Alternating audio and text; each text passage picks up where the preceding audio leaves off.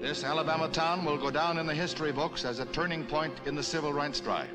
From the halls of Congress to the smallest crossroads hamlet, people can understand the plea that no American can have freedom and justice unless there is freedom and justice for all.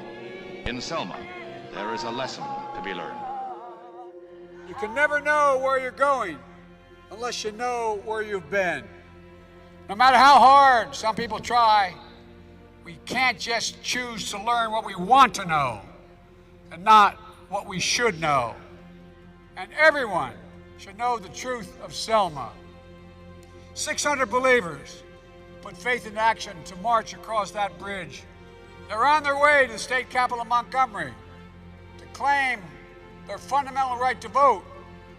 The forces of hate conspired to demise what they endured. They forced the country to confront the hard truths and to act to keep the promise of America alive. The right to vote, to have your vote counted, is the threshold of democracy and liberty. With it, anything's possible. As the saying goes, silence is complicity. And I promise you, my administration will not remain silent. I promise you. On this Sunday of our time, we know where we've been, and we know, more importantly, where we have to go.